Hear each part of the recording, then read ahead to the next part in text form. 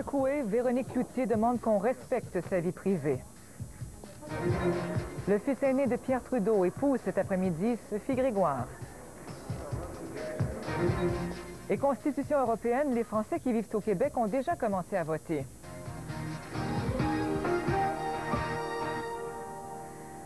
Bonjour, mesdames et messieurs. Moins de 24 heures après l'entrevue télévisée de Nathalie Simard, Véronique Cloutier s'est adressée aux médias. Lors d'un très court point de presse, la fille de Guy Cloutier a condamné les gestes de son père et a dit appuyer la démarche de Nathalie Simard. Mais elle a aussi insisté pour qu'on respecte sa vie privée. Véronique Cloutier aurait préféré ne rien avoir à dire sur ce qui est devenu public cette semaine. Mais quand on fait ce métier-là, on sait bien qu'il faut parfois parler, même si on n'en a pas envie. Ma relation avec mon père ne regarde que moi. Personne ne peut savoir ce que l'on ressent quand la Sûreté du Québec vient sonner chez vous à 7 heures un matin pour vous annoncer que votre père a été arrêté pour agression sexuelle sur une mineure que vous connaissez. Cette mineure était une amie d'enfance à qui elle n'a pas parlé depuis plus d'1 an. Véronique, votre presque sœur, avez-vous déjà dit, et elle a dit la même chose de vous. Est-ce que vous lui avez parlé depuis les événements? Avez-vous tenté de lui parler? Avez-vous des contacts avec elle? Aucun contact. Et je dois dire que j'ai beaucoup de compassion, que j'ai toujours adoré Véronique et Stéphanie. Pensez-vous qu'elles sont fâchées contre vous? Je souhaite profondément que non. Ça me ferait beaucoup de peine. Le seul contact qu'elles auront, c'est celui-ci, par médias interposés.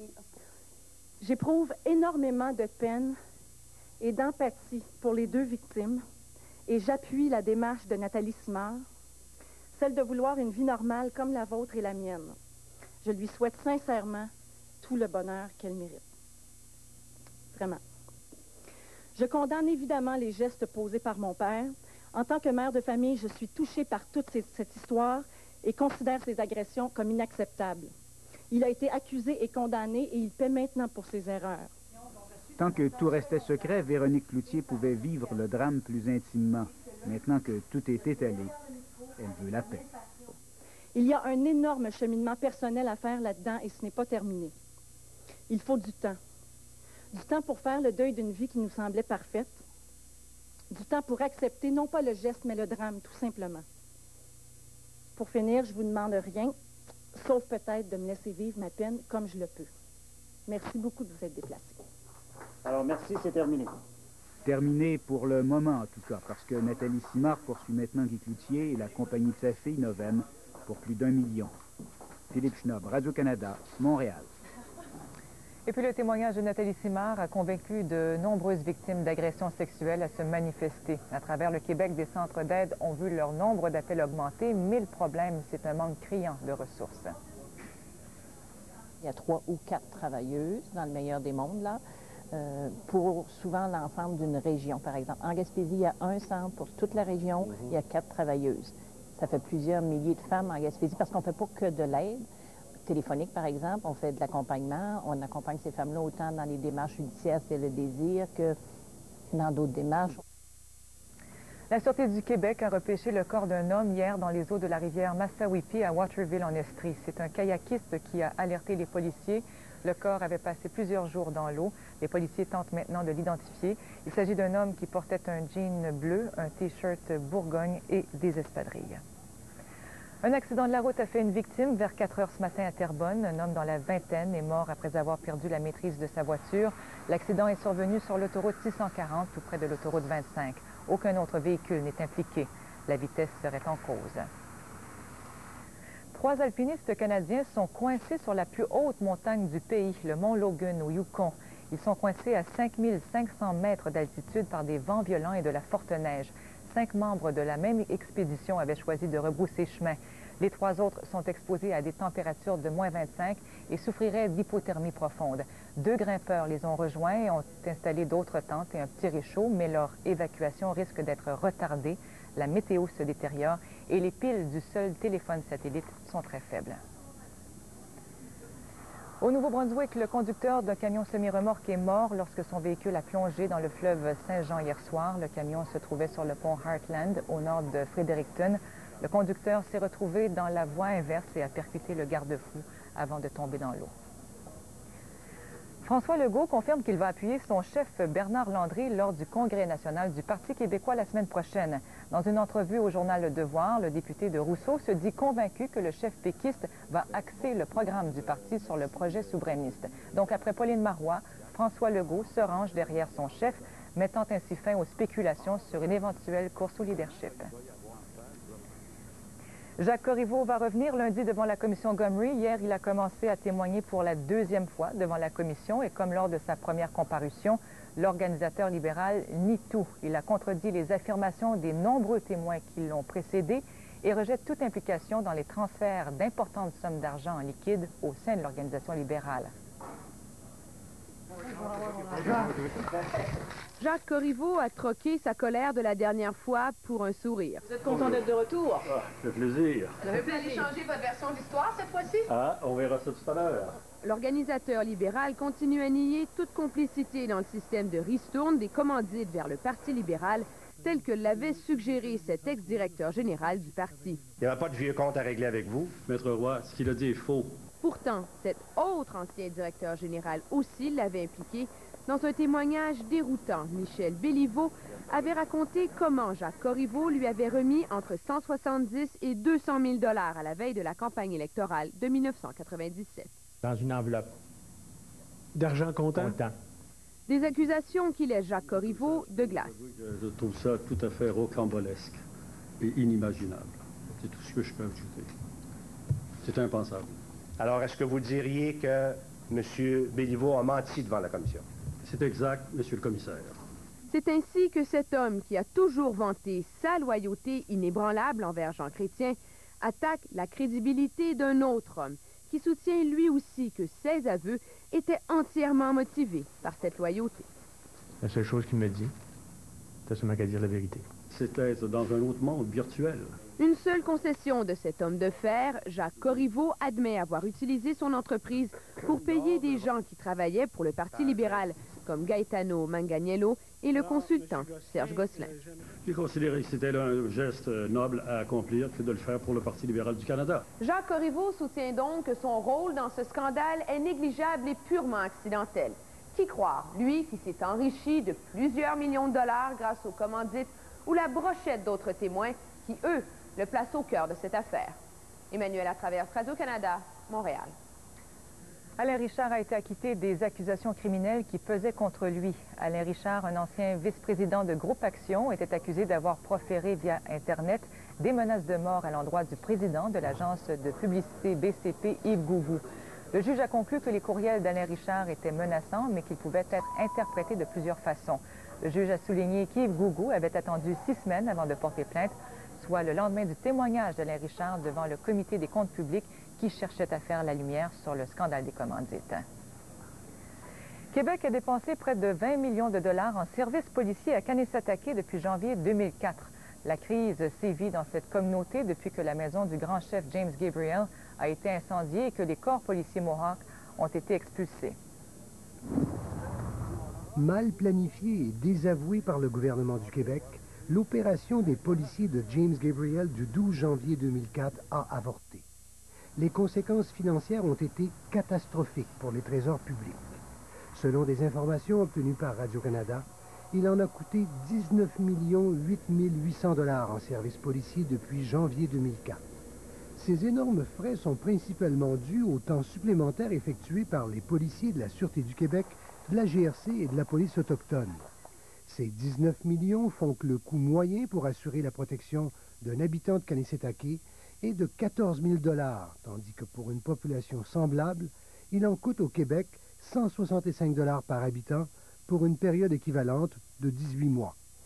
Les Autochtones se plaignent que tant d'argent soit dépensé pour la sécurité au détriment des autres services à la population. We've lost our school, we've lost our band office, where jobs that existed is pretty well depleting as the time goes, because the money is being swallowed by outside professionals. PricewaterhouseCoopers a touché plus d'1,5 million de dollars pour administrer la tutelle de Kanesatake depuis 2 ans. Les bureaux d'avocats ont touché plus d'1 million de dollars pour défendre les intérêts du grand chef James Gabriel devant les tribunaux. Et la compagnie de relations publiques Communication Stratégie, qui le conseille, a touché plus d'1/4 de million de dollars depuis 2 ans. Et enfin, Éric Maldoff, toujours médiateur dans ce dossier, a touché, juste l'année dernière, 429 248 dollars. En 1995, Jean Chrétien nomme Éric Maldoff médiateur dans le dossier de Kanessetake. Son mandat est très simple, sortir Kanessetake de la une des journaux. 10 ans plus tard, Éric Maldoff aura obtenu d'Ottawa plus de 2 millions de dollars en revenus. Et est-il besoin de le rappeler? Kanessetake est toujours à la une des journaux. Alain Picard, Radio-Canada, Kanessetake. Eh bien, c'est probablement l'événement du carnet mondain de la fin de semaine à Montréal. C'est cet après-midi que Justin Trudeau, le fils aîné de l'ancien premier ministre, va épouser Sophie Grégoire. Une cérémonie qui va se faire dans les 2 langues officielles. Justin Trudeau et Sophie Grégoire se sont rencontrés en 2003 à Montréal lors d'un bal. Ils ont commencé à se fréquenter peu de temps après et partagent le même toit depuis 1 an. Sophie Grégoire fait carrière à la télévision et travaille chez Holt Renfrew. Son père est homme d'affaires. Justin Trudeau est fils de premier ministre, cultivé et amoureux de la nature. Il a beaucoup voyagé. À 6 ans, un âge où on croit encore au Père Noël, il foulait le sol du pôle Nord. Le fils aîné de l'ancien premier ministre est fiancé. Il a demandé sa main en octobre. Ils se marieront à 16h30 en l'église Sainte-Madeleine d'Outremont, devant plus ou moins 200 invités. Des membres de leur famille et des proches, essentiellement. Ben Mulroney, autre fils de l'ancien premier ministre, conservateur celui-là, sera présent. La cérémonie se déroulera dans les 2 langues officielles. L'accent sera mis sur l'aspect spirituel du mariage, très important pour Justin Trudeau, croyant et pratiquant à ses heures. Mais le faste ne sera pas exclu pour autant. On peut commencer, ça veut dire de 3 000 jusqu'à, comme je dis à une personne, c'est the sky's the limit. Pour sa robe de mariée, Sophie Grégoire a choisi une maison réputée. Celle qu'il a créée est particulièrement fière du résultat. Et la robe, elle est incroyable. Moi, j'ai eu des larmes aux yeux, alors je pense que les gens vont être vraiment emballés. Les cadeaux des époux ont été achetés chez Arthur Quentin, une chic boutique de la rue Saint-Denis. C'est dans cet hôtel du Vieux-Montréal que les invités lèveront leur verre aux nouveaux mariés. Puis commencera la lune de miel. C'est Justin Trudeau qui a choisi la destination, une surprise pour sa tendre moitié. Le couple sera de retour à Montréal fin juin et espère fonder rapidement une famille. Mélanie Bourgeois, Radio-Canada, Montréal. L'Océanique de Rimouski dispute un match crucial ce soir en demi-finale du tournoi de la Coupe Memorial à London, en Ontario. Et tous les yeux sont rivés sur le joueur vedette Sidney Crosby, mais aussi sur Cédric Desjardins. Daniel, le jeune gardien de 19 ans, est peut-être en fait la révélation de ce tournoi jusqu'à maintenant. Effectivement, en 3 parties, il a reçu, imaginez, 146 lancés et il n'a accordé que 10 buts. Donc, c'est très peu en 146 lancés.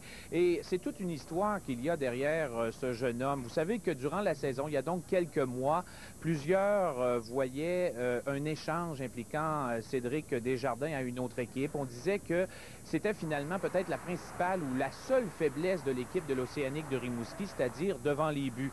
Il a persévéré, on a quand même gardé confiance en lui du côté de la direction et aujourd'hui il se retrouve à la une de plusieurs journaux. On le voit donc faire les manchettes également. On trouve que justement il fait un travail assez exceptionnel. On dit de Sidney Crosby qu'il est le next one, donc le prochain de la lignée des superstars. Lui, on dit on devrait peut-être l'appeler The Forgotten One, c'est-à-dire le prochain mais celui qu'on aurait peut-être oublié. Aujourd'hui, il n'a pas de rancœur par rapport à ce qui s'est passé il y a quelques mois. Ça lui sert même de source de motivation. Je vous invite à l'écouter. Disons que ça a été plus ma motivation justement de continuer. Il y a des moments que quand tu vis beaucoup de moments difficiles, à un moment donné, tu te remémores que ça va un petit peu mieux, mais tu te remémores que ça a été difficile, puis justement qu'il faut que tu continues parce que, regarde, là, comme tu étais là à soir, ça te tente plus ou moins, mais je suis mieux d'être dans le net qu'être sur le banc. Fait que c'est de même faut-il le voir, puis c'est de continuer là-dedans. Là. Alors, Daniel, ce soir, le jeune gardien devra être solide une fois de plus. Est-ce que l'équipe est prête? C'est la grande question. Oui, on se pose aussi la question, est-ce que l'équipe est fatiguée? On parlait du grand nombre de lancers tout à l'heure. Et donc, on a posé la question à l'entraîneur Doris Labonté. Voici sa réponse. La fatigue est énorme. On avait toutes sortes de choses à travailler tantôt, puis on rechange ça tout le temps, on déchire la feuille parce qu'on les voit aller. Juste la période d'échauffement, ils ont les jambes pesantes. Alors, le repos était bon pour le mental. Ça a permis de se décompresser. La job a été faite d'aller à demi-finale. Une certaine fatigue? Il y a toujours une fatigue, mais elle n'est pas... On pense qu'elle est physique, dans le fond, là, mais elle est pas c'est plus le mental. J'en parlais justement avec Brad quand il est venu nous rencontrer. Il disait, tu sais, qu'à la fin de mai, il ne pratiquait plus, il était mort, tu sais, les séries de la Coupe Stanley. Mais je dis, vous jouez aux 2 jours, le body est correct. Le body il est capable de faire ça. Il dit, c'est sûr, c'est dans la tête, ça chauffe, c'est entre les 2 oreilles que ça chauffe. Alors, le match aura lieu ce soir. Oui, exactement, à 19h. Et si l'Océanique l'emporte, ben, l'autre match aura lieu demain à 16h30. C'est donc dire 2 parties en moins de 24 heures. Ce sera d'autant plus difficile qu'on affrontera l'équipe favorite, les Knights de London. Merci, Daniel. À plus tard. Au revoir. Ce présumé meurtrier est finalement descendu de sa grue en Géorgie.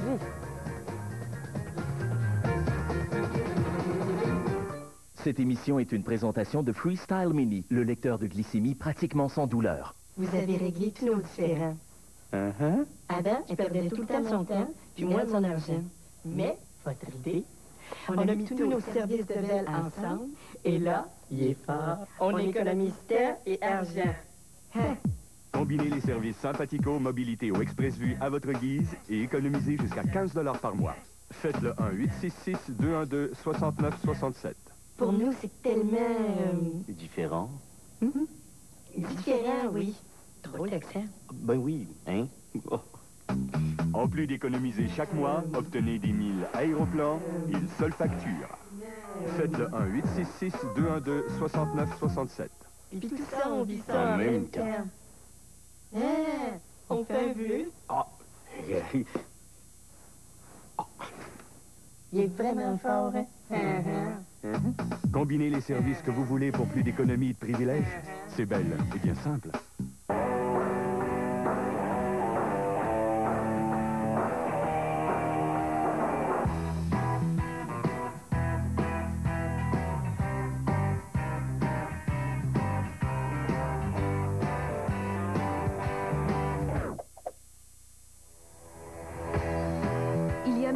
D'être égoïste, mais une seule vente d'étiquette rouge. Avec l'éco-hatchback à 159 $ par mois, pas de dépôt de sécurité, Toyota vous fait une fleur. Le 6 juin. To the Muslim world, he's a hero. He's more than a hero. He's superhuman. It was almost a myth. Osama bin Laden pulling something of a Houdini act, even when we think we have him cornered. Washington knows where he is. But then the question becomes, what are we going to do about it? Où se cache Ben Laden? Au grand reportage le 6 juin sur RDI.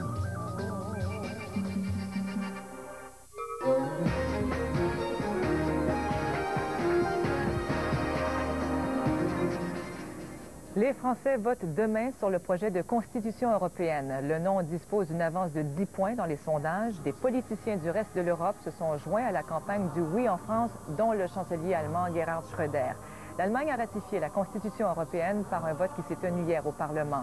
Donc les yeux sont tournés sur la France, où le référendum historique a soulevé les passions. Et ce sera au tour mercredi des Pays-Bas, dont l'appui au oui est lui aussi loin d'être acquis. Maintenant, les Français qui vivent à l'étranger peuvent voter à compter d'aujourd'hui. Au Québec, des bureaux de vote ont été installés à Québec et à Montréal et dans les consulats français. Et dans le reste du Canada, on peut voter à Ottawa, Toronto et Vancouver. Selon des électeurs français, le taux de participation devrait être bon puisque cette fois-ci, le scrutin se déroule avant que les résultats ne soient connus. Je pense que oui, ils vont venir, d'autant plus que cette fois-ci, le vote des Français à l'étranger se situe le samedi, alors qu'en France se situe le dimanche. Cela veut dire que nous ne sommes pas influencés par le vote de la France, n'est-ce pas? Donc je pense que les gens vont être beaucoup plus intéressés. Dans les votes précédents, chaque fois qu'on venait voter, on connaissait déjà le résultat, n'est-ce pas? Et donc beaucoup se désintéressaient de la chose, ce qui n'est pas le cas cette fois-ci. Les 3 journalistes roumains qui avaient été détenus en otage pendant 55 jours en Irak seraient en fait tombés dans un piège tendu par leur guide. Les journalistes roumains ont été libérés la fin de semaine dernière et c'est un homme d'affaires roumain d'origine syrienne qui a commandité leur enlèvement pour attirer l'attention du public sur lui. Des mandats d'arrêt ont été émis ce matin contre l'homme d'affaires. Le meurtre a tenu les policiers en haleine pendant plus de 3 jours en restant perchés en haut d'une grue à Atlanta. Le meurtrier présumé a finalement été ramené au sol ce matin par les policiers qui se sont servis d'un pistolet taser, un pistolet électrique. L'homme de 41 ans a été arrêté et devrait être accusé du meurtre de sa petite amie.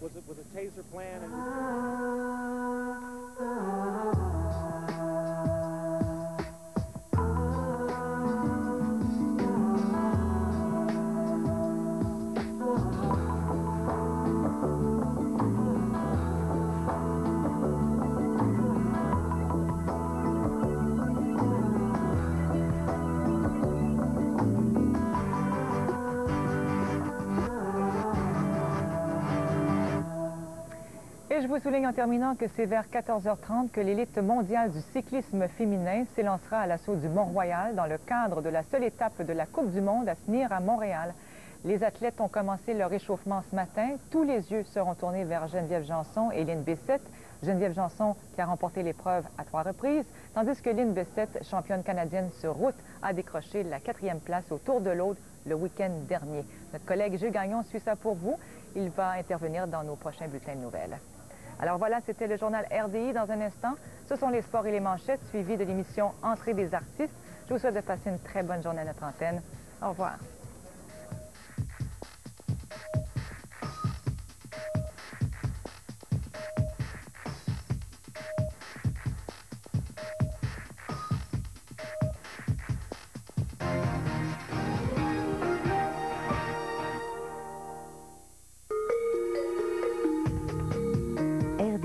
Le réseau de l'information de Radio-Canada depuis 10 ans.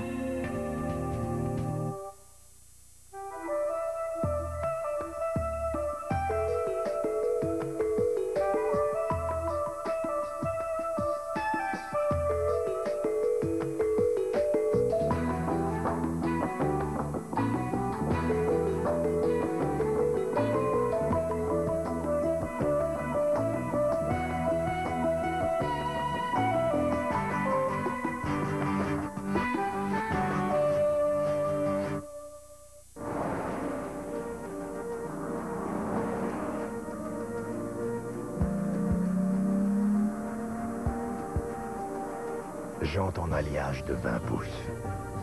Traction intégrale intelligente. Système de navigation DVD BirdView.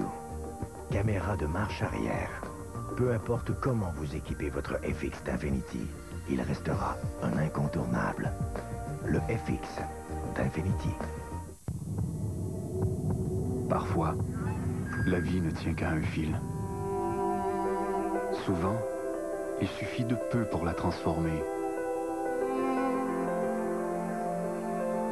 Dès les tout premiers instants, votre vie nous tient à cœur. Avec vous, pour la vie. Un message des professionnels de la santé. Ce bulletin de sport vous est présenté par Acura.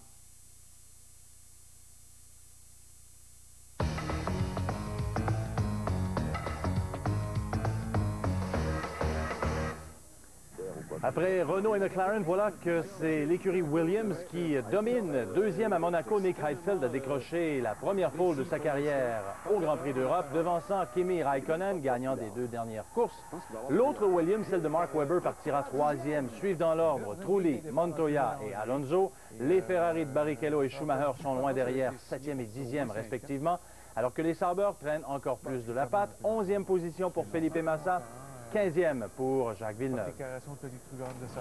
Tennis, Maria Sharapova, 2e favorite des internationaux de France, vient d'accéder au 8e de finale. La championne de Wimbledon a disposé de sa compatriote Anna Chakvetadze par 6-1 et 6-4 et a semblé au sommet de son art, mais elle a dû attendre la confirmation de l'arbitre descendu de son trône pour célébrer sa victoire. 3 autres Russes ont aussi accédé à la ronde des 16 presque en même temps, soit Elena Bovina, Nadia Petrova et Svetlana Kuznetsova, qui aura Justine Henin-Harden comme prochaine rivale. Au total, 6 joueuses du pays de Tchekhov sont encore en vie. Et puis au hockey, l'Océanique de Rimouski sera confronté au 67 d'Ottawa en soirée. En demi-finale de la Coupe Memorial, le gagnant affrontera les Knights de Londres, l'équipe hôtesse du tournoi. Pour Betty? Je suis prêt.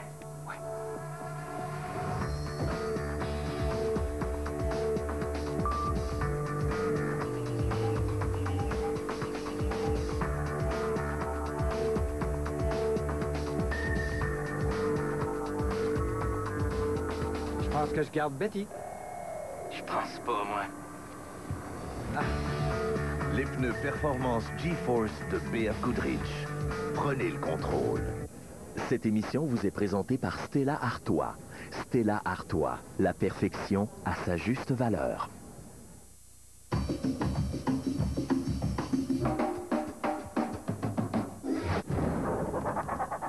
Quatre animaux du zoo de Central Park se retrouvent dans l'île de Madagascar. Ils découvrent la loi de la jungle et la nostalgie de leur confort en ville.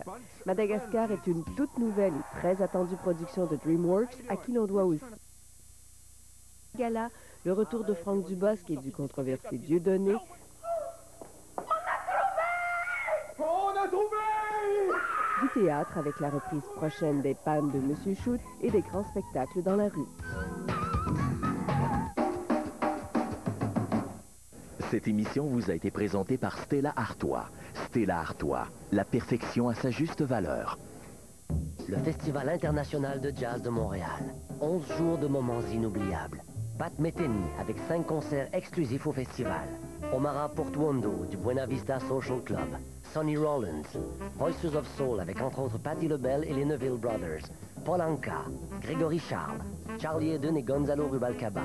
Daniel Lanois et Tango Flamenco. Plus de 150 concerts en vente maintenant.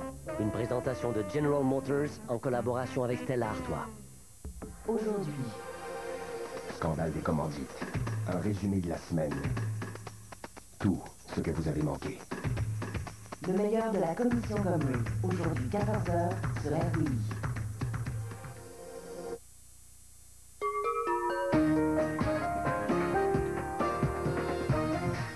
Un homme dans la vingtaine est mort après avoir perdu la maîtrise de sa voiture sur l'autoroute 640 près de Terrebonne ce matin. Les policiers croient que la vitesse est en cause. Aucun autre véhicule n'a été impliqué dans l'accident. Au Nouveau-Brunswick, le conducteur d'un camion semi-remorque est mort quand son véhicule a plongé dans le fleuve Saint-Jean au nord de Fredericton. Le camion s'est retrouvé en sens contraire avant de percuter le garde-fou du pont. La Sûreté du Québec tente d'identifier le corps d'un homme repêché hier dans les eaux de la rivière Massawippi en Estrie. Le corps a passé plusieurs jours dans l'eau.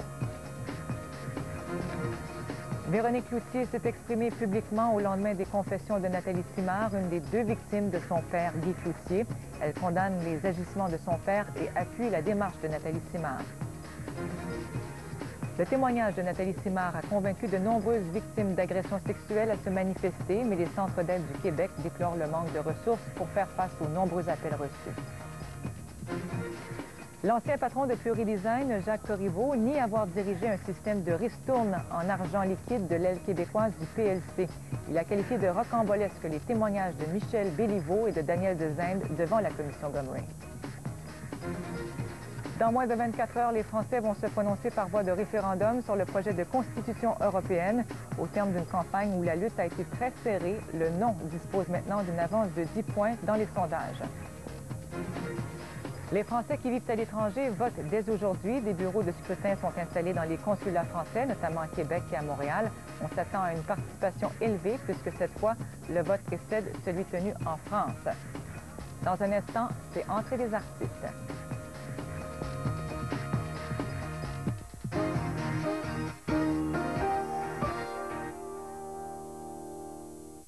Vivez vos rêves. Activités en abondance, mer et espace à perte de vue. Mettez le cap sur la nature grandiose de la Gaspésie. Vous y vivrez un tour de découverte unique. Vivez vos rêves. Une foule d'activités, gens accueillants et paysages grandioses.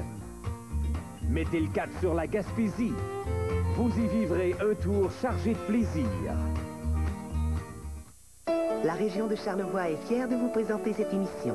Organisez en toute liberté votre séjour dans la magnifique région de Charlevoix en visitant le site internet www.explorecharlevoix.com/été. Bonne émission.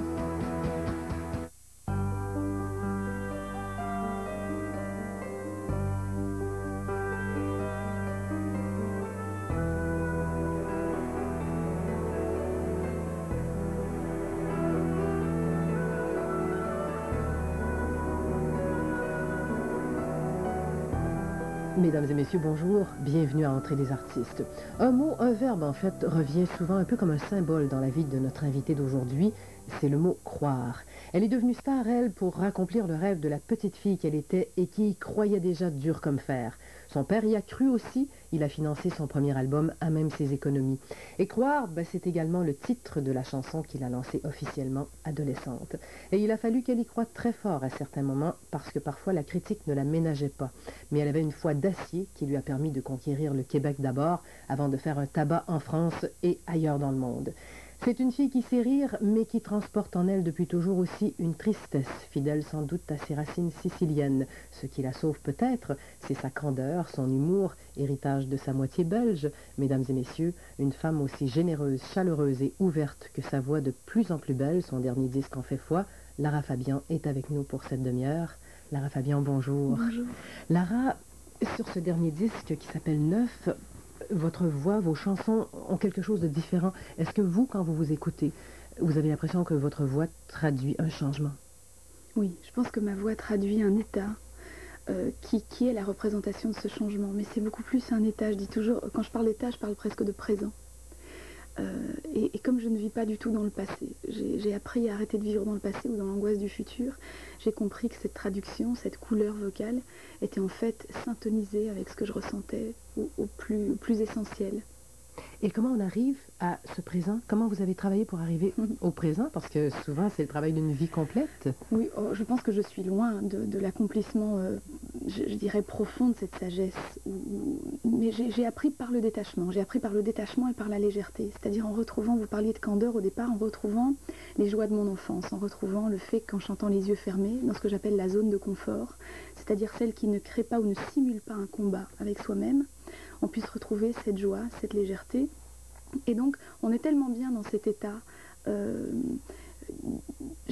pourrais parler de sobriété, d'épuration, mais dans cet état, je dirais cet état du moment, où on apprécie le moment pour ce qu'il est, en se souvenant de ce qui fait du bien, qu'on n'a plus envie de le quitter. Donc, je crois que j'ai dépassé le stade de la voix qu'on veut poser à un endroit, et j'ai accepté de déposer ma voix à l'endroit où j'étais, tout simplement. Et non pas de la faire me précéder en permanence. On sent chez vous, Lara, une profondeur, une richesse d'âme qui est là maintenant, mais on a l'impression que c'est là depuis toujours. Est-ce que je me trompe? C'est drôle, ma grand-mère disait que j'étais une vieille âme. Elle a toujours dit ça. Elle m'a toujours appelée farfallina, ça veut dire papillon, parce qu'elle trouvait que j'étais quelqu'un qui était en motion constante. Et elle me disait toujours, elle me dit, tu es ce mélange paradoxal entre le papillon, donc l'éphémère, et cette vieille âme qui aurait voyagé depuis très longtemps et qui serait en vie depuis très longtemps. Et vous le ressentez aussi comme ça? On n'a pas un regard très objectif sur soi, surtout lorsqu'on chemine au travers de choses plus ou moins faciles. Voilà. Donc je trouvais que c'était une belle caresse de sa part, je trouvais que c'était un très très beau compliment. Comme une femme a parfois du mal à se trouver belle ou à se trouver bien, elle a du mal à accepter qu'on puisse lui faire ce genre de compliment. Puis je pense que j'étais trop jeune pour le comprendre. Puis aujourd'hui, elle est partie, j'ai 35 ans, et c'est vrai que je comprends ce qu'elle veut dire quand elle parle de vieille âme. Le parcours que j'ai fait jusque-là est quand même assez dense. Mon professeur de chant que j'adore ce matin me disait faut dire que pour l'âge que tu as, j'ai l'impression que tu as vécu 2 vies. Et c'est un peu vrai, en fait. Lara, si on retourne un peu en arrière, j'aimerais que vous me parliez de cette petite fille de 5 ans qui rêvait de devenir star. Star chanteuse ou star tout court? Non, certainement pas star, parce que j'avais absolument pas la conscience de ce que ce mot peut représenter dans la société où j'évolue, c'est-à-dire le show business, entre guillemets. Je voulais chanter. Je voulais chanter. Donc moi, j'étais toujours connectée à ce que mon père ou ma mère écoutaient comme musique. Ma mère, Maria Callas, en permanence, Chopin. Mon père, plus des voix country, donc extrêmement mélodieuses, extrêmement veloutées. Des grandes voix à l'époque, comme il y avait John Denver ou Kenny Rogers, et donc il y avait toutes ces tonales et ces tonalités extrêmement profondes. Donc je voulais et j'aspirais à ressentir par mon propre chant ce que je ressentais à leur écoute, en fait. Et ma quête, ça a toujours été ça. Ma quête, ça a toujours été trouver cette joie, ce bonheur, cette légèreté, pour atténuer un peu de cette tristesse, de cette nostalgie que je me traîne, par le chant. Quand je chantais, j'étais bien. Après, j'ai appris qu'en effet, on pouvait passer à la télé, devenir quelqu'un de connu, Et oui, effectivement, l'enjeu peut se transporter vers cet éphémère, vers cette conséquence qui en aucun cas n'est un but, en tout cas pas pour moi. Ouais. Et c'est à 8 ans qu'on vous achète un piano et Oui. déjà vous composez votre première mélodie, Oui. apparemment très triste, Oui. sans parole mais très triste. Je ne sais pas si vous pourriez vous en souvenez toujours.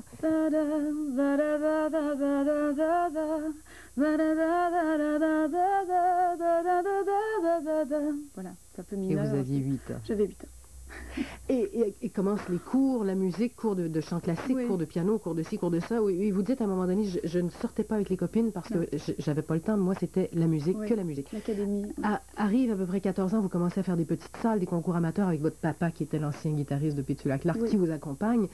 Et je me demande si à ce moment-là, quand vous commencez à faire des spectacles, c'est pur plaisir ou il y a déjà cette rage de réussir et d'accomplir le rêve de l'enfant? Oui, j'ai toujours eu la passion et le feu.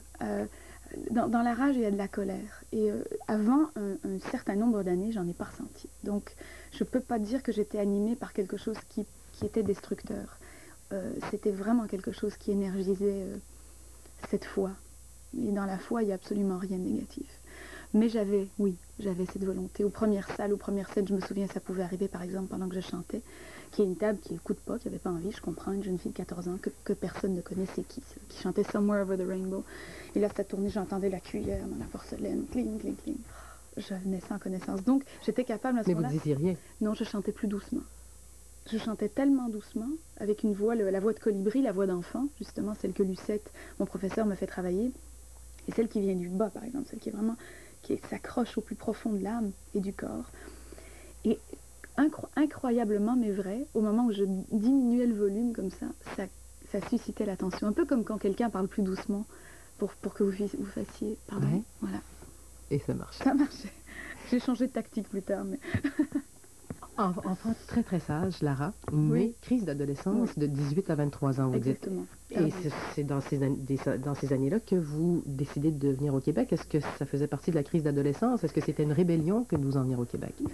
J'avais un sentiment d'étroitesse, j'avais un sentiment de contorsion obligatoire, où je ne pouvais pas être la personne que j'étais. D'ailleurs, c'est tellement vrai qu'à l'époque, je prenais de la place par mon corps. J'étais j'ai toujours été ronde, mais là, j'étais vraiment beaucoup plus ronde encore que ce que je ne l'avais jamais été. Parce que on dit toujours que le corps exprime un état d'âme qu'on n'arrive pas à verbaliser. Donc mon corps s'étendait parce que je ne trouvais pas l'espace dans lequel j'avais envie d'être. En quittant l'Europe et en venant m'installer au Québec, de par la lumière et l'espace dont bénéficie tout un chacun, parce qu'ici l'espace est tellement énorme qu'en fait c'est pas un privilège d'avoir des arbres ou d'avoir des grandes allées ou de grands appartements, j'ai réussi à trouver dans cette immensité un petit endroit où je me sentais enfin bien, et c'est pour ça que j'y suis restée près de 15 ans. Et quand vous parliez de crise d'adolescence, ça se manifestait comment? C'est-à-dire, c'était quoi J'étais en désaccord avec presque tout ce qui fondamentalement animait mon éducation. Ce côté extrêmement conservateur, où la fragilité ne devait pas exister. Mais ma foi, ça n'a pas été facile de me défaire de cet habit et de ces croyances, parce qu'en partant, il me fallait bien garder une sorte de fondation. Donc je me suis aperçue qu'en partant, même si je partais pour ces raisons-là, j'ai continué d'habiter mon raisonnement de ces fondamentales-là. Et ça a implosé beaucoup plus tard. Donc par exemple, on n'a pas faim, on n'a pas soif, on n'a pas mal. Même si on a mal, on ne le dit pas. On n'est pas faible, on n'est pas faillible. Absurde, mais dur. Et pourtant, ça n'a jamais manqué d'amour. Dieu sait que j'ai pas manqué d'amour, mais de souplesse certainement. Et la souplesse vient de la clémence. Et ça, c'est ma grand-mère. Plus tard, en vieillissant, quand j'étais auprès d'elle, elle me disait toujours Clémence, Lara, Clémence. C'était vraiment très important pour elle d'avoir un regard de tolérance, un regard de clémence. Et ma maman, plus tard, l'a transportée à l'intérieur de l'évolution qu'elle a fait elle-même par rapport à son éducation envers son enfant. À la fois une femme de 28 ans qui arrive sur un continent au nord alors qu'elle venait du sud et qui doit s'adapter à cette nouvelle naissance, à cet enfant, c'est quand même tout un apprentissage pour elle-même aussi. Donc je crois que ce n'est que plus tard, en découvrant les envies de son enfant et le caractère très fort que j'avais, et à la fois très fragile, qu'on peut s'adapter à cet enfant qui à 20 ans dit « bye, moi j'ai besoin de m'en aller ». Et là-dessus on s'arrête le temps d'une pause, Lara. D'accord. Mesdames et messieurs, restez des nôtres.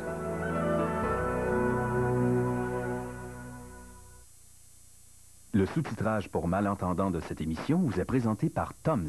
Tums soulage rapidement les brûlures d'estomac. J'ai eu des victoires aussi, je peux encore me battre. Comment pouvez-vous expliquer ce comeback? On n'accorde pas à tous une seconde chance. Cette fois-ci, je sais pourquoi je me bats.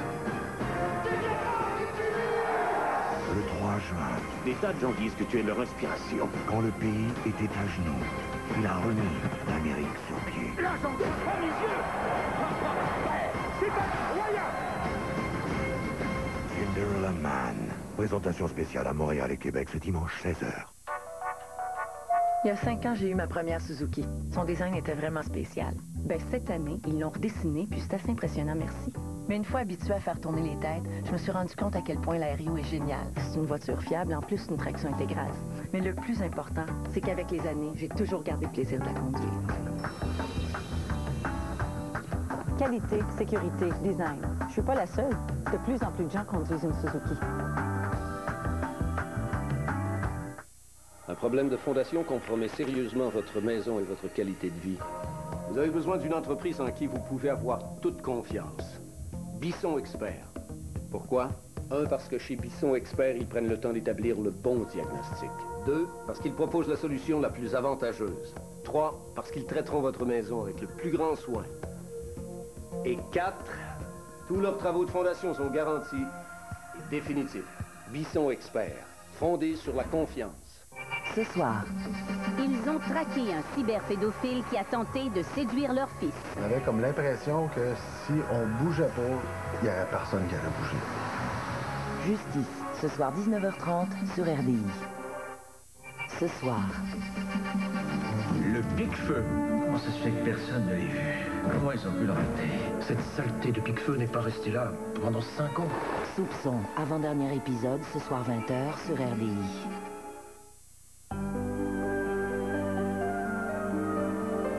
De retour à Entrée des artistes avec Lara Fabian.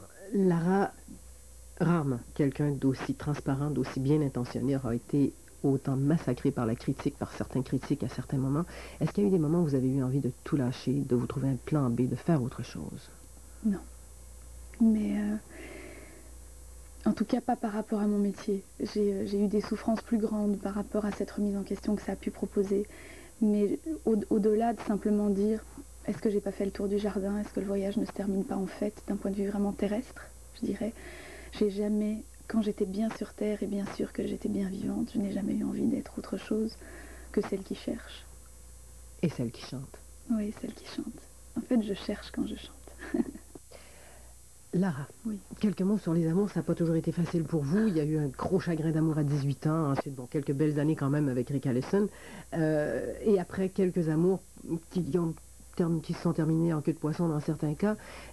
Là, en ce moment, quand on écoute ce disque que vous avez fait avec Jean-Félix Lalanne, on sent une lumière, une grande lumière.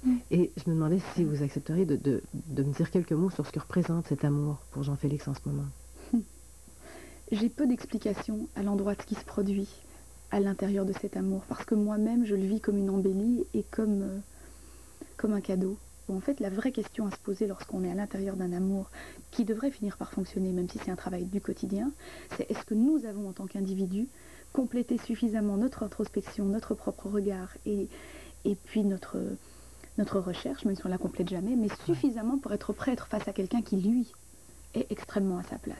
Donc je vous dirais que parler de cet amour, ça pourrait ressembler à parler d'un cheminement personnel, ou un autre être qui lui aussi a fait un extraordinaire cheminement personnel, tout d'un coup vous le trouvez à la croisée d'un chemin. C'est presque une écriture du destin. Et vous vous apercevez que vous avez le même dialogue parce que vous avez le même parcours, en fin de compte. Donc voilà, il y a une ressemblance, donc cette ressemblance crée une sorte de duplication, et j'ai l'impression que la lumière vient de ce mélange, parce qu'individuellement, on peut en rayonner aussi. Voilà. Lara, vous avez déjà dit que vous êtes née un peu un paradoxe. Oui. Et que le plus grand de ces paradoxes, que vous acceptiez d'ailleurs, était qu'on pense de vous que vous étiez une femme très forte, oui, alors que vous ne l'étiez pas, disiez-vous. C'est encore vrai? Ce qui est fort en moi, c'est peut-être toute cette éducation, vous savez, l'éducation, ça passe par la table aussi, tout ce qu'elle a voulu que je mange pendant toutes ces années, tout ce qu'ils ont voulu que je fasse comme étude, vraiment le fond, vous savez, vraiment le pot. Et après, ce qui est très très fragile, c'est la forme, voilà. Donc je sais que métaboliquement, je suis un être fort, je le pense physiquement, on dirait, quoique. Mais je crois que c'est plus ma tête, c'est plus ce qui est spirituel qui m'a fragilisée énormément. Il a fallu que je me serve de la spiritualité pour renforcer toutes ces faiblesses. Et à un moment donné, j'ai arrêté de lutter tout simplement, si vous voulez. J'ai arrêté de dire qu'il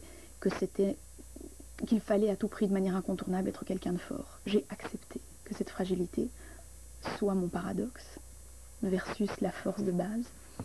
Et j'ai compris qu'en fait, la force, c'est d'accepter qu'on est quelqu'un de fragile. Voilà. C'est pas de l'occulter.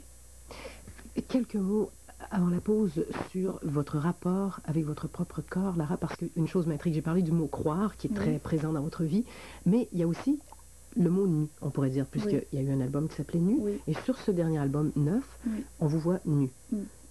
Est-ce que c'est pour exprimer quelque chose face à votre corps? Non, c'était vraiment la déclinaison. Alors là, c'est très simple, il n'y a pas de second degré. C'est la déclinaison esthétique et graphique du sens du neuf. Le neuf signifie la renaissance. La fin d'un cycle est simultanément la naissance d'un autre. On ne naît pas tout habillé, ma foi. Donc il me semblait que c'était très juste, esthétiquement parlant, de présenter une pochette extrêmement légère, très esthétique, très belle, qui décline le sens numérologique du neuf. Et ça vous fait plaisir de vous voir nu comme ça? C'était pas facile à faire, je l'ai accepté aussi parce que je savais que l'éclairage allait être très très joli et il n'y avait aucune forme d'ostentation et aucune forme de vulgarité. Mais c'était aussi très burlesque parce que pour avoir la couleur de peau que vous voyez, on a dû me peindre avec des gros pinceaux, des rouleaux, donc j'étais étendue sur du papier film et Brigitte y allait allègrement et donc j'étais toute dorée et pour arriver à faire cette photo, il a fallu un seul instant de silence, mais le reste c'était vraiment une préparation presque, enfin c'était presque un film quoi, tellement c'était drôle d'arriver à syntoniser le symbole que voulait représenter le neuf et la volonté que j'avais de le mettre sur ce CD. Et on s'arrête à nouveau là. D'accord. Mesdames et messieurs, restez avec nous.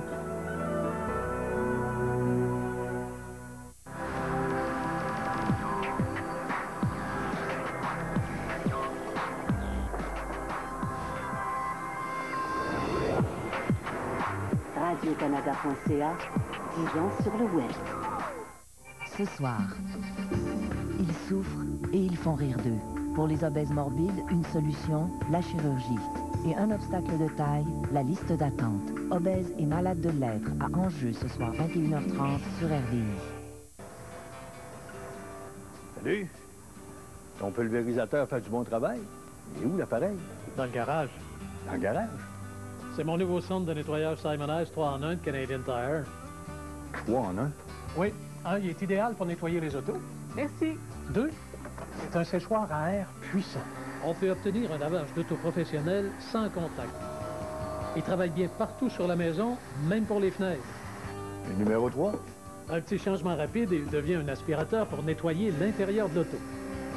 Et ces 30 mètres de fil nous donnent pleine liberté de mouvement. C'est sûr. Wow, 30 mètres, tu peux aller loin avec ça? Le centre de nettoyage Simonized 3 en 1, seulement 299,99. Ça, c'est différent, et seulement chez Canadian Tire. 11, 12, 13, 14... Qu'est-ce que tu fais? Mon entrée est à combien de mètres, tu penses? Je commence avec toi. Ville campagne, toujours tout seul. Ville campagne, parle tout seul. Ville campagne, ville campagne, tout seul.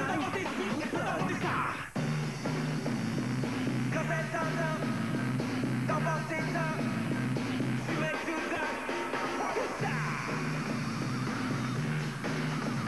Tout ça. Le tout nouveau Tucson 2005 de Hyundai, gagnant du prix du meilleur nouveau véhicule hybride de l'achat. En tout temps, en tout lieu, en tout temps.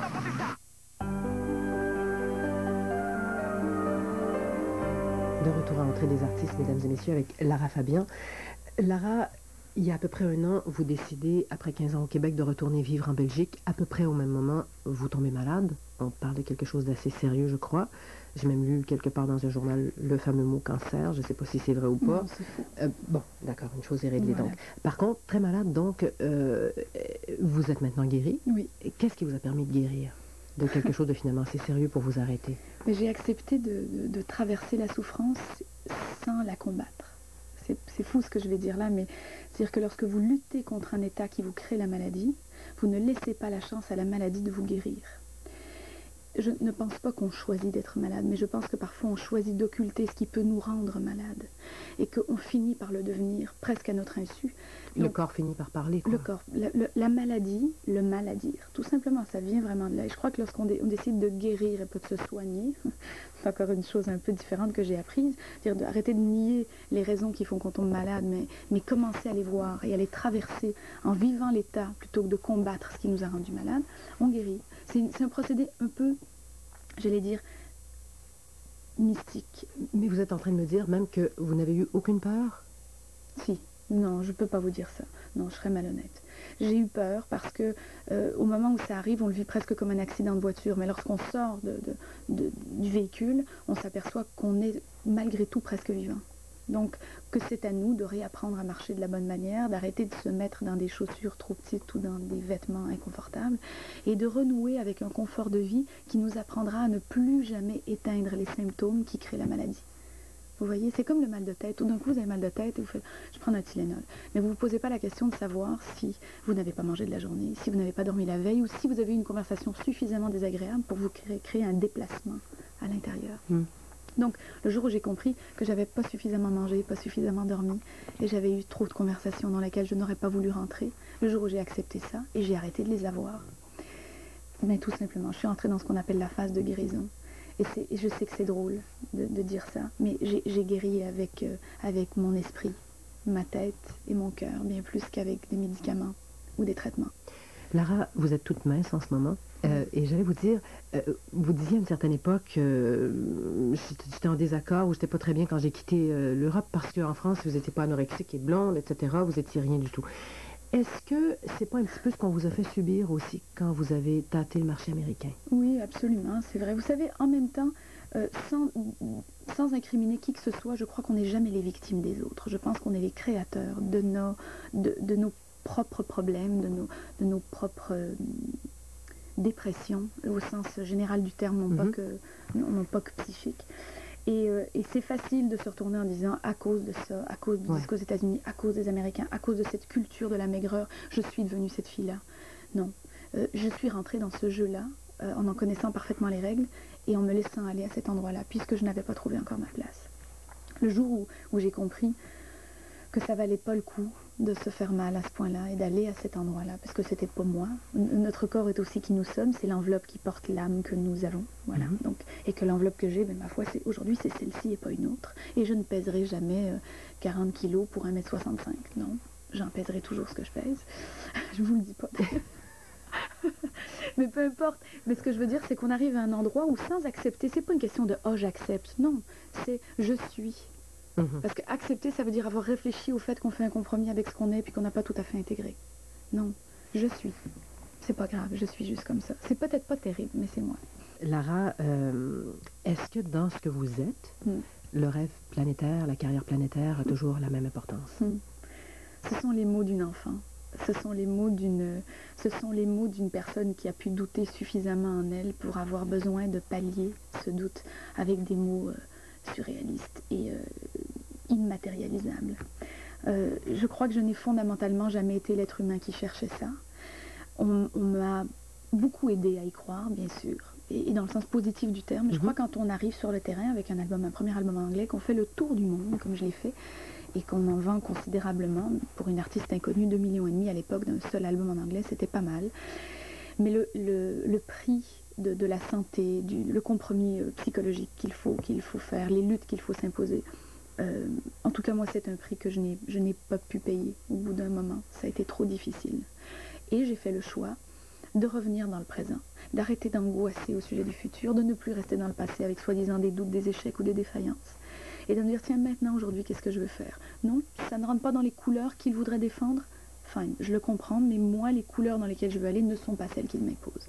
Donc j'ai repris mon album, j'ai repris ma carrière en anglais, et je suis rentrée tout simplement au Québec, avec la conviction, enfin j'ai dit au Québec, en Belgique, avec la conviction que le prochain album que j'allais faire, en l'occurrence 9, qui est cet album-ci, allait être tout simplement le reflet d'un état, du présent, de cette zone de confort.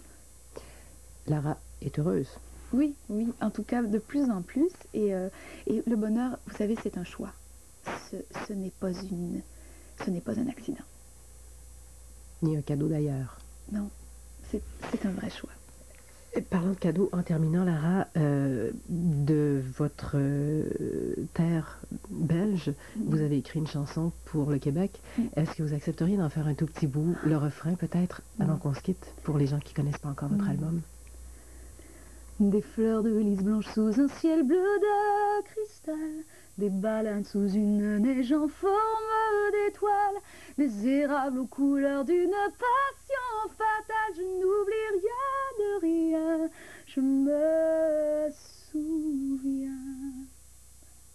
Et nous, on va se souvenir de cette demi-heure, Lara. Merci beaucoup, beaucoup. Ça a été merveilleux. Merci. À très bientôt. Merci. Au revoir. Bonne continuation. Merci. Mesdames et messieurs, c'était Entrée des artistes avec Lara Fabian. Merci d'avoir été là. À très bientôt. Ma grand-mère disait que j'étais une vieille âme. Elle a toujours dit ça. Elle m'a toujours appelée farfallina, ça veut dire papillon. Tu es ce mélange paradoxal entre le papillon, donc l'éphémère, et cette vieille âme qui aurait voyagé depuis très longtemps et qui serait en vie depuis très longtemps. J'ai peu d'explications à l'endroit de ce qui se produit à l'intérieur de cet amour, parce que moi-même, je le vis comme une embellie et comme un cadeau. Ma quête, ça a toujours été ça. Ma quête, ça a toujours été trouver cette joie, ce bonheur, cette légèreté, pour atténuer un peu de cette tristesse, de cette nostalgie que je me traîne. J'ai guéri avec mon esprit, ma tête et mon cœur, bien plus qu'avec des médicaments. Le bonheur, vous savez, c'est un choix. Ce n'est pas...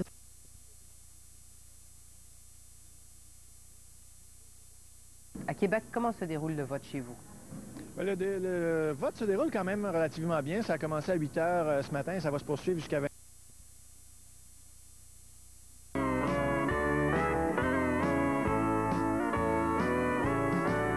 Les gens que l'on blesse, ce sont les nôtres.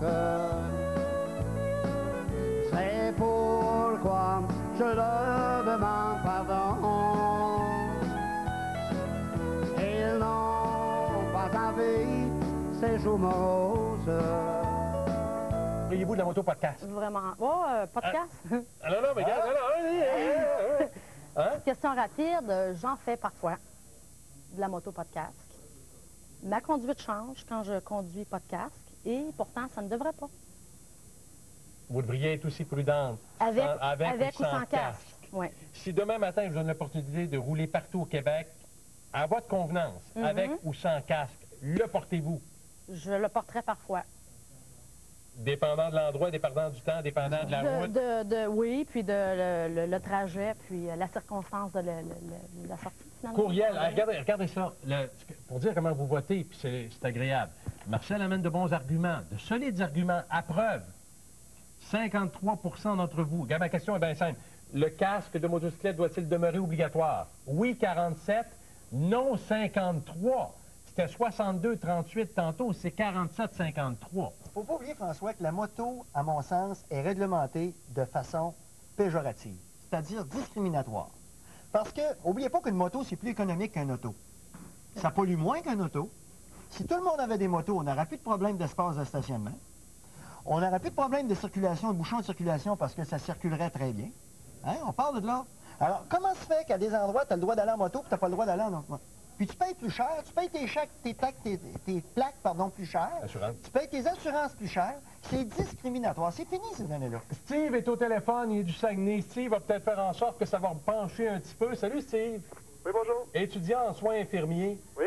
Quand Marcel vous dit, vous l'avez entendu, pas besoin de vous résumer ce qu'il a dit, vous réagissez comment? Qu'il est inconscient des bombes qu'il a dans les mains. Parce qu'un trauma, justement, c'est très grave. Puis qui paye pour ça? Oui, c'est toute la société qui paye pour ça. Mais pourquoi pas prévenir au lieu de guérir?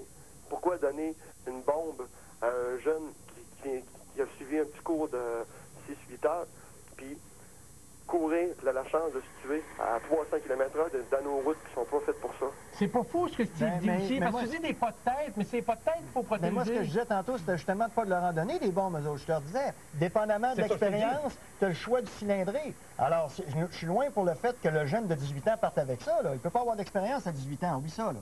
Il ne peut pas partir donc avec ça. Hey, Steve, vous êtes étudiant en soins infirmiers, puis vous n'avez vu des traumas, etc. Je prends l'autre exemple, là. Je vous embarque dans la discussion. Tu t'en vas sur la route à un moment donné, puis tu vois, maintenant, il y a des petits scooters. Hein, ça roule à 50 km/h dans le plancher, tu entends le moteur, ça fait... Tu fais des petits tours d'approche de même. Du jour au lendemain, il n'y a plus de casque, ces jeunes-là n'ont pas de casque, ils vont se casser la gueule. Le jeune va se casser la gueule. Regarde, moi, c'est drôle, j'en ai eu un scooter, moi. Il n'y en avait pas de casque dans ce temps-là. Puis je me suis pas cassé la gueule. Ouais, parce que vous êtes conscient de vos actes. Bien, c'est parce que j'avais un père qui m'avait élevé à prendre des décisions, puis à analyser des situations, puis à dire, écoute, serre-toi de ta tête. C'est comme ça qu'il disait ça, lui. Il parlait pas de jugement. C'est un mécanicien, mon père. Il a levé des moteurs, moi. Il disait, Marcel, serre-toi de ta tête. On va pas te planter que ça, puis viens pas me voir, puis t'as plein d'après, parce que ça passera pas. Oui, vous avez compris. Mais vous n'avez vu quelqu'un pour vous diriger, puis dire, hey, fais attention. Oui, mais là, en principe, ça, c'est un autre problème. C'est ça.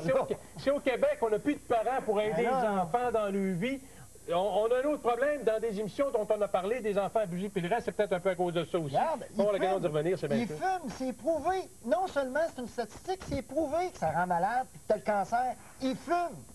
Ben oui. Ils ont le droit de choisir de fumer ou de pas fumer. Parce que c'est une drogue. Oui, mais ils ont le droit de choisir de fumer ou pas fumer. Oui, Marc, tu ne seras pas contre le fait qu'on soit pas obligé de fumer, par exemple, un petit peu dans les écoles, puis qu'on commence à barrer ça un peu partout. Non, mais tu pourrais dire la même affaire. Laissons le droit de fumer à ceux qui veulent, quand même sur les écoles ou le reste. Attention, faut pas déteindre sur ce que les autres font. OK, c'est beau, parfait. OK, ça marche. Alain d'Asbestos. Hey, merci, Steve. Merci, Steve. Alain d'Asbestos. Oui. 46. Salut, Alain. Oui. 2000, vous êtes planté. Oui, j'ai frappé un chevreuil en moto, j'étais à peu près à 80 km/h. Hey, tu sais, tantôt, je posais la question à Pascal puis à Marcel si en roulant, il y avait une mouche ou un thon qui leur avait déjà revolé dans le front, puis ils sont partis à rire parce que ça bougeait arrivé inévitablement, hein. Mais tu sais, entre un thon et un chevreuil, ça fesse pas de la même façon, hein? Oui, vraiment. Et? Si j'avais un full face, et si j'aurais pas eu mon full face, là, je ne sais pas si je serais capable de parler aujourd'hui. Puis, OK, puis Alain, c'est pas un fou, là. Non, ça n'a rien à voir. Non, mais c'est regarde. un accident. Mais il l'aurait pas mis en disant, il n'y a pas de trouble, je m'en vais sur une route, je vais rouler sécuritairement. Il l'a fait payer son chevreuil, il serait plus là pour nous parler. Aussitôt que tu embarques sur une moto, puis je pense que vous êtes d'accord avec moi, tu acceptes de gérer le risque. Oui. En partant, tu es sur 2 roues au lieu de 4. Regarde, il y a un risque. C'est sûr, il y a un risque. Traverser le parc, on met notre casque. Ah, ben c'est ça, quand vous dites que vous mettez à certain endroit, d'autres pas. Le parc, on le met. Ben... 140, on le met pas.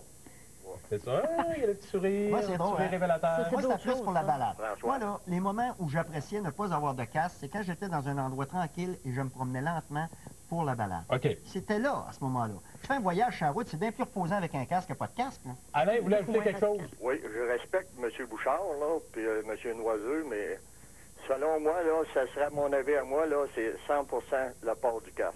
Merci. Puis si votre fils avait en faire, vous diriez, fiston, tu mets ton casque. Oh, même mon neveu, l'automne passé, il se promenait avec mon VTT, puis tranquillement, mais j'ai dit, tu tombes, un casque sur la tête. Ah, il dit, mon oncle, il dit, je vais pas vite. Okay. Vite, pas vite, que tu ailles à 2-3 km/h, que tu tombes, par malheur, tombe la tête sur une roche. OK, hey, merci, je suis obligé de vous dire salut, Alain. Hey, je suis obligé de vous dire salut, Isabelle, Pascal, Isabelle, et puis j'ai fini, putain. Ah ouais, ça passe. C'est dommage, il y a beaucoup de choses à dire là-dessus. OK, ben je m'en vais à pause. Restez assis avec moi, pareil. Je m'en vais à pause. On revient. C'est la conclusion. Je voudrais le nombre de votes, 2-3 courriels également. Les votes ont radicalement changé. On revient tout de suite après. C'est fait de m'inviter. Ça me fait plaisir. Qu'est-ce que t'as mijoté de bon? Une pintade rôtie, farcie aux trompettes de la mort et jus de cuisson aux épices. OK, ben, je m'occupe du vin. OK, attends. Bye. Une pintade morte farcie en trempette de jus de bouillon ou gâteaux aux épices. Pintade farcie. Chinon de la Loire. On se trompera pas avec ça. Hey! Allô? Salut. Tiens, j'ai pensé qu'un vin de la Loire, ça serait bien pour la pintade morte. Hey, c'est cool chez toi, hein? Passez un été excitant, car la ronde est maintenant ouverte. Découvrez le nouveau secteur familial au pays de Rivendell. Au programme, 10 superbes manèges qui feront le bonheur des petits et des grands. Avec tous les manèges et les spectacles fantastiques, vous aurez le souffle coupé. Venez vivre dès aujourd'hui une journée inoubliable avec toute la famille. La ronde, faut s'éclater dans la vie. Pour les heures d'ouverture, visitez laronde.com. Avec les sous-marins du jour des restaurants Subway, c'est vous qui décidez pour qu'ils soient à votre goût. Garnissez-les comme vous les aimez. Laitue, tomates, poivrons, cornichons, concombres, olives, piment fort. Choisissez votre sauce préférée ou essayez-en une nouvelle. Sélectionnez votre pain frais du jour et régalez-vous pour aussi peu que 2,99 $. Un sous-marin différent chaque jour à seulement 2,99 $. Subway, mangez frais. C'est le lancement de l'été chaud à Shopping TVA. Mettons en vedette tous nos produits exclusifs à des prix spectaculaires. Soyez aux premières loges dès 13h45 à Shopping TVA. le concours Séduction Design dévoile ses lauréats 2005. Dans la catégorie Restaurant, Bar et Café, le gagnant est le restaurant Le Carlito. Dans la catégorie Commerce de détail, le gagnant est la boucherie Fouquet-Morel. Félicitations à tous les participants. Ce jeudi, dans ma caméra. On est fait, pas d'école! Fleur est en vacances. Ici, Marie Chantal. Assure-toi. Dans ma caméra, ce jeudi 19h à TVA. Vos voisins vous ennuient. Ajoutez un brin de magie. C'est Santa Gata. Ma sorcière bien-aimée, tous les vendredis 19h à TVA. Tout est fini. Ce vendredi, Houston, on a un problème! un couple peut-il survivre à 15 ans de mariage? Bruce Harris, le thème, tu sais. Michelle Pfeiffer. Va te faire foutre! Je suis enceinte. C'est une mort, pardon. Notre histoire à Histoire d'amour, ce vendredi 20h. Si tu veux, tu resteras pour dîner? T'es sûr? Non. Provocante, tu ne sais que tu fais exprès.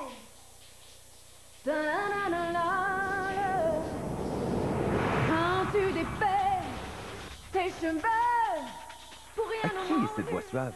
Découvrez qui est l'interprète à la voix suave et participez au concours en vous procurant les magazines suivants. À gagner 1000 $ par mois pendant 1 an et 6 prix bonus de 1000 $. Pour plus d'indices, regardez Sucré Salé. Avec Suave, il n'y a pas de fausse note. Qui es-tu?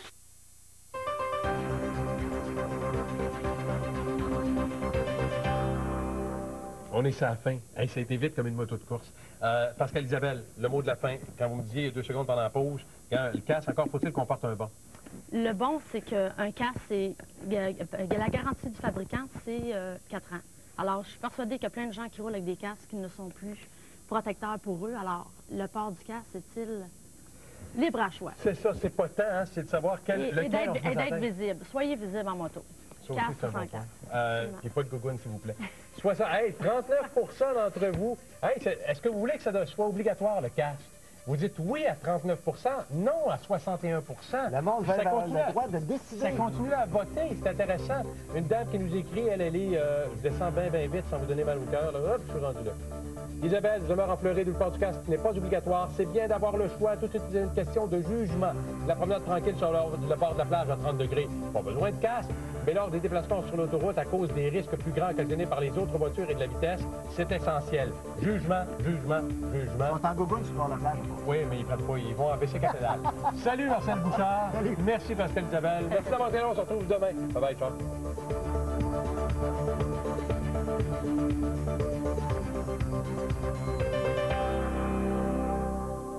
Ce lundi de 14h30 à 15h30, c'est votre rendez-vous beauté à Shopping TVA. Vous trouverez tout ce dont vous avez besoin pour rayonner cet été avec des conseils avisés et des rabais éclatants. Ce lundi, c'est votre rendez-vous beauté de 14h30 à 15h30 à Shopping TVA. Avec le Doc Pépin demain matin, ici sur le plateau, on aura des chevaux. Vous avez bien compris, des chevaux sur le plateau de Salut Bonjour, en plus d'avoir aussi la visite de la belle Annie Pelletier et aussi l'excellent chanteur Jonas qui est en spectacle à Montréal cette semaine. Tout ça, dès 5h30, on vous attend. TVA présente les plus grands classiques de Jerry Lewis. Voyez ou revoyez ce comique du vaudeville. C'est moi. Tous les vendredis matins, place à l'humour avec le festival Jerry Lewis. Vendredi 9h à TVA. Idiot, trouve autre chose.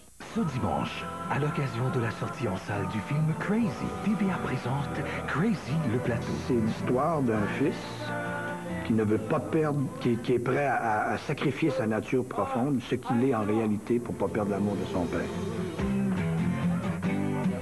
Apprenons tout sur le tournage du succès québécois de l'été. Ne manquez pas Crazy le plateau. En rediffusion à la demande générale ce dimanche, tout de suite après le Téléthon Enfant Soleil.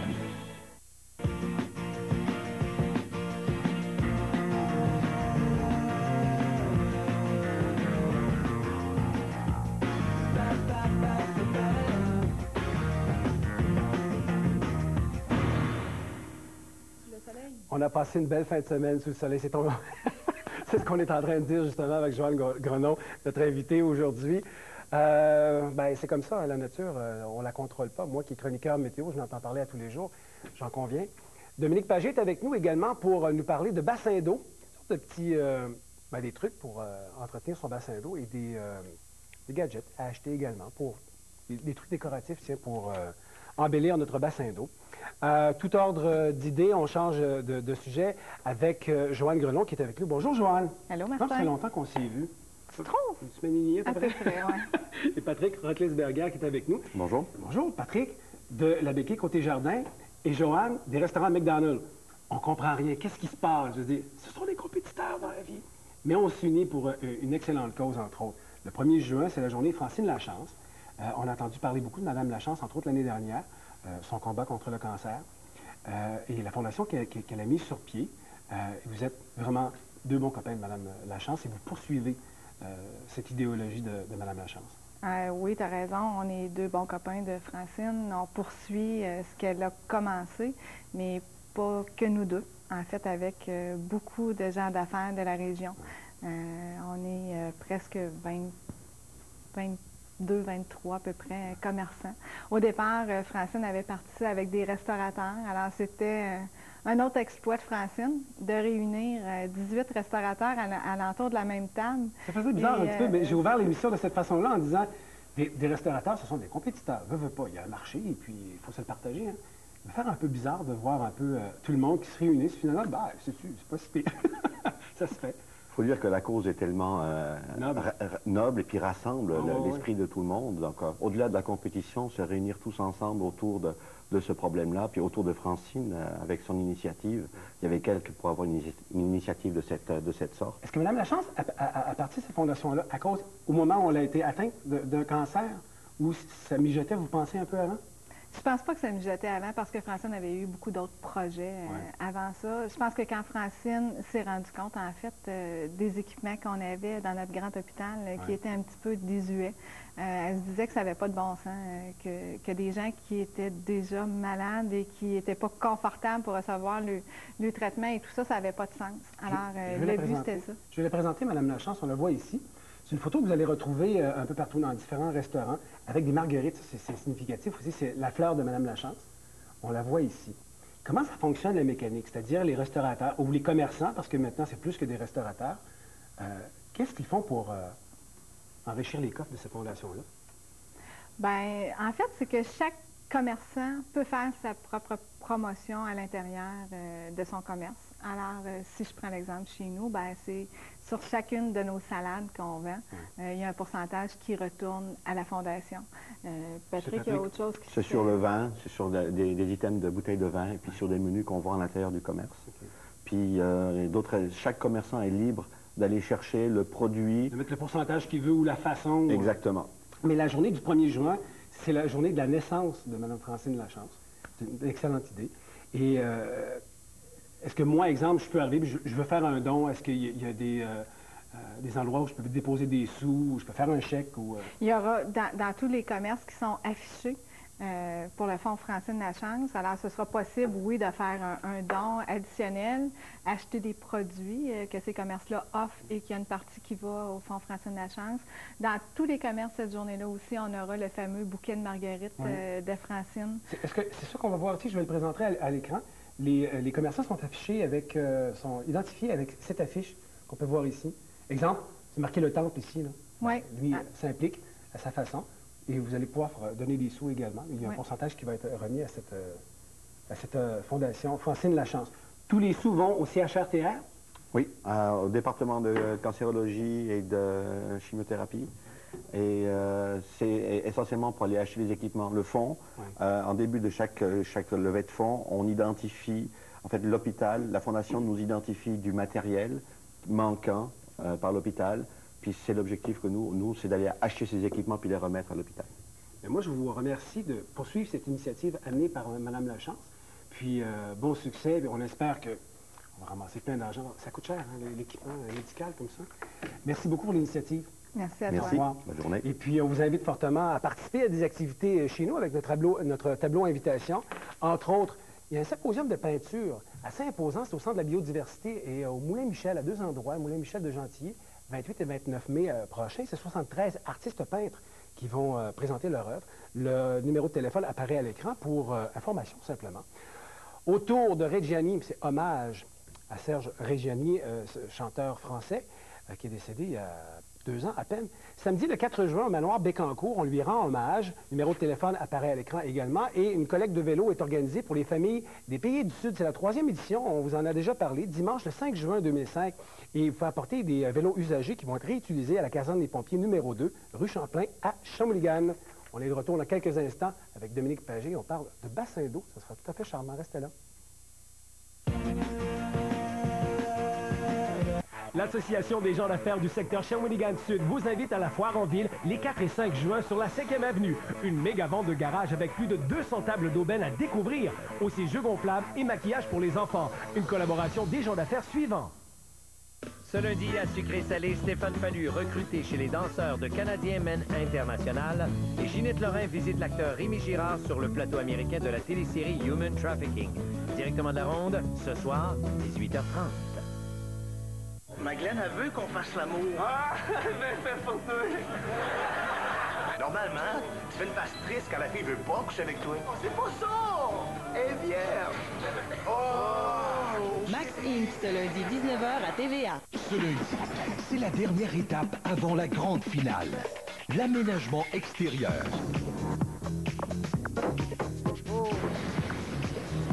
Attention, apprenti à l'œuvre. Beaucoup de travail. La fumée, on est bleus!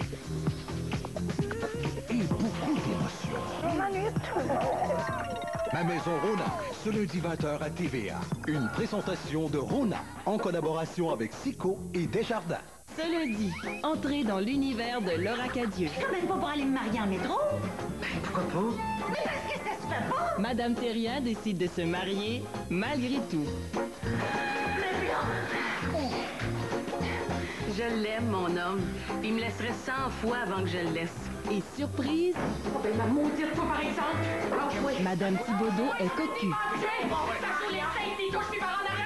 Le petit monde de Laura Cadieux, ce lundi 21h. Ce mardi, Sans détour visite le centre du Québec. Nos artistes sont à la recherche du forgeron au village québécois d'antan. Bonjour, mademoiselle, êtes-vous forgeron? Puis, ils protégeront le fort des envahisseurs anglais. Allumé! Ouais, c'est allumé. Dans l'épreuve des légendes fantastiques. Oh, moi, ça Faites le tour du Québec sans détour, ce mardi 20h à TVA. Une présentation de Encan Direct H. Grégoire et de Shell. Obsessif, compulsif, manque. Je vous observe, je crois vous avoir cerné. Vous êtes très ordonné. Il faut que tout soit rangé impeccablement. Un peu de maladresse avec. Non, c'est ridicule. Ce n'est pas moi du tout, ça. Manque, mardi 21h à TVA. Ce mercredi, à Côté-Cour, Côté-Jardin, on aménage un jardin alpin sur une paroi rocheuse. Et le chef Didier nous prépare de la pizza sur le bambou. Ça devrait être prêt. Quand le fromage est fondu, c'est prêt. Côté-Cour, Côté-Jardin, ce mercredi 19h30 à TVA. Je me sens pris au piège. Je demande le divorce. Faut que tu prennes le taureau par les cornes. Je n'ai aucune expérience, mais... Bonsoir. Cœur à prendre, une histoire vraie, ce mercredi 20h à TVA.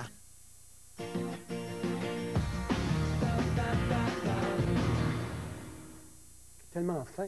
Dominique nous apporte toujours des animaux très dociles en studio, particulièrement lui. C'est un faux! Il est tendu un peu, il n'est pas habitué à la caméra. Il est un petit peu stressé par les lumières et tout ça. Bonjour Dominique. Ça va bien? On parle de bassin d'eau aujourd'hui. Oui.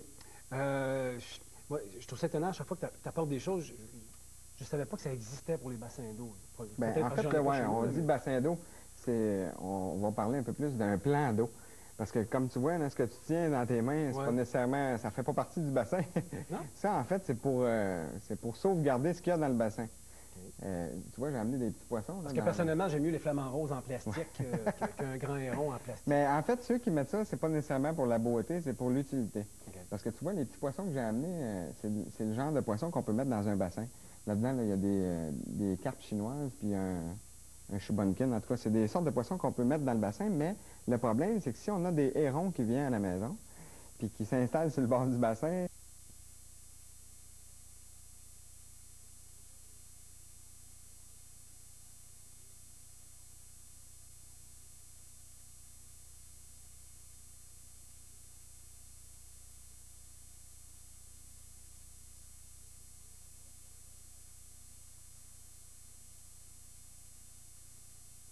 baptisé, tu dis, deuxième contact avec cet homme-là, mais qui est en même temps d'une délicatesse et d'une douceur, même s'il fait travailler les gens très fort, il y a une façon de te faire sentir bien là-dedans. Il est vraiment adorable. Mais c'était drôle parce que j'ai parlé avec elle, puis j'ai demandé, est-ce que tu fais de l'exercice? Puis elle dit, j'en ai déjà fait dans le gym, mais j'aime pas ça. Elle se jouait contre moi parce qu'elle n'aimait pas ça. Mais là, elle a arrêté, puis elle me dit, ah, j'en fais de l'exercice, je fais du shopping. C'est ça. Je marche beaucoup. C'est ça qu'elle me dit. Elle dit, quand je vais dans un centre d'achat, c'est le magasin d'ici, moi, je vais me stationner là, puis je vais marcher jusqu'à là-bas, puis je vais revenir. Puis si je suis rendu au centre-ville, puis au 5e étage, je vais monter les escaliers, puis je vais descendre les escaliers. Mais James Michael, le problème, par exemple, c'est que tu peux commencer à faire de l'exercice, mais je crois aussi que l'alimentation va de pair, et ça, c'était ton autre défi aussi. Oui, parce que Véronique, elle aime manger, mais, on dirait que, parce que c'est Véronique Cloutier, tu penserais qu'elle, là, elle voudrait sortir sur la rue Saint-Laurent, manger un bon repas. Mais quand j'ai parlé avec elle, j'ai demandé, c'est quoi ta faiblesse? Puis elle voulait pas me dire au début. Puis après 2 ou 3 semaines, je parlais avec mon chum qui est physiothérapeute à Victoriaville. Puis j'ai dit ça, je sais pas qu'est-ce qui arrive, là. Ça fait 3-4 semaines, puis c'est smooth, amaigri, mais je pense qu'il y a un problème. Finalement, elle m'annonce c'est quoi son problème? La poutine. Exactement. Là, elle me disait qu'elle suivait tout, sauf que la fin de semaine, c'était une tradition, le samedi matin, dans la voiture, elle s'en allait chez Dickens pour manger ses 2 cheeseburgers et sa poutine. Toutes les samedis. C'est beau, ça, c'est une belle tradition. Et donc, il a fallu que tu travailles là-dessus. Et pendant ce temps-là, Isabelle, en studio de répétition, vous avez eu un été assez infernal parce qu'il faisait chaud, je pense, en l'été de 2001. Il faisait des canicules au mois de mai. Oui. Les grosses canicules, il a fait jusqu'à 40 degrés. Puis j'ai dû annuler des répétitions. Même toi, t'en as annulé quand tu étais avec Martin. Elle répétait avec un danseur qui s'appelait Martin Samuel. Et j'étais à l'extérieur, puis il te faisait répéter pendant que j'étais à l'extérieur. On travaillait, puis il faisait des 40, là, avec l'humidité. Puis j'avais annulé une répétition. Ouais. Puis moi, j'ai annulé parce qu'il y avait des danseurs qui avaient des faiblesses pendant les répétitions en studio. C'était un été vraiment... On a travaillé très fort. On a travaillé fort. Puis pendant que toi, tu te faisais sculpter là, toi, tu venais avec moi faire de la technique. Oui, de la technique. Ça, tu devais des pas affaires de ballet, là, puis d'équilibre, puis tout ça. Et je vivais tout ça en même temps qu'une séparation, un déménagement. Écoute, l'été 2001, ça a été un été de fou. Et c'est là que j'ai rencontré mon chum aussi. Ouais. Un été très chargé en émotions. Oh, oui. Oui. Et je sais aussi qu'entre 2 exercices techniques, il y avait des souvenirs d'RSVP qui ressortaient parce qu'on a travaillé au sein d'RSVP. Oui. Et Véro avait un souvenir assez précis des chorégraphies faites à l'époque. Bien, Véro, ce qui est impressionnant, c'est qu'elle a une mémoire absolument incroyable. Puis, des fois, elle entend des musiques, puis elle le fait souvent tu le fais souvent sur le plateau de la Fureur. Tu me dis, Isabelle, check ça. Elle se lève, check, puis elle fait la chorégraphie. Que de il y a 20 ans. En 85. Que moi, je me rappelle pas, mais que je reconnais. Je fais oui, mais je m'en rappelle pas, moi. Puis toi, tu les fais. Tu sauras encore les faire maintenant. Oui, j'ai une mémoire assez développée. Ça, on n'en doute pas. Bon, il y a aussi, et on doit faire vite, je sais qu'on a plein de trucs à se raconter. James Michael, une fille généreuse, Véronique. Il y a vraiment quelque chose que j'aimerais qu'on raconte aux gens. L'histoire du Porto, c'est quelque chose qui t'avait marqué, je crois. Oui, qui m'a touché beaucoup. On est rendu au sport de Westmount, où j'entraîne, puis on s'entraînait, puis elle me dit, James, t'aimes ça fumer un cigare de temps en temps? J'ai dit oui. Puis là, elle me dit, est-ce que tu connais le Porto? J'ai dit oui, je connais le Porto. Après la session, est-ce que ça tente de monter en haut avec moi pour acheter une bouteille? Puis là, elle me faisait croire que la bouteille, c'était pour Fabienne Larouche. Elle écrit Music Hall, puis c'est très important que j'achète ça pour elle, puis je sais que tu aimes du Porto. Il faut que ça soit quelque chose de magnifique. Là, on a fait le tour, puis elle prend une bouteille de Porto qui coûte assez cher. Puis elle paye, on sort du Westmount Spa, puis elle dit « Ah, j'ai oublié quelque chose. » Puis elle dit « Tiens, c'est pour toi. C'est ma façon originale de donner des cadeaux à ceux et celles que j'aime. » Ça, c'est gentil. Et d'un autre côté, je pense que maintenant, il y a une tradition établie entre James Michael et toi. Oui. La fameuse tradition du fromage en crotte. Ben oui, écoute, il m'envoie des sacs, des kilos de fromage en grains à la maison. Oui, parce que dans le coin où vous habitez, c'est là, hein? Parce que moi, j'ai mon chalet à Saint-Pierre-Baptiste, puis juste à côté de Saint-Pierre-Baptiste, il y a les fromages princesses. Là, j'ai passé un jour, puis j'ai vu, ah, c'est l'affaire qu'elle aime. Elle va voir que je suis vraiment un bon entraîneur. J'ai même accès au meilleur gras sur la terre. Meilleur gras. Alors, de temps en temps, quand je la vois à sa télé, puis elle a une belle performance, puis elle est belle, je l'envoie un sac de fromage. Ben, James Michael, je pense que tu as vu l'émission peut-être depuis le début de la semaine. Tu vois les réactions. Véronique est une invitée exemplaire. Alors, je pense que James Michael pouvait pas s'empêcher de t'apporter un petit kilo de fromage en crotte pour toi. On dirait que ça va C'est être fait ta aujourd'hui. C'est pour toi! Merci! Voilà. Hey, merci beaucoup. Hey, c'est plaisir. drôle, c'est vrai que c'est la tradition. Oui, absolument. Alors voilà, tu l'as, tu en feras ce que tu veux. On va manger de la poutine en fin de semaine, faite maison. Ça va être bon, ça. James Michael.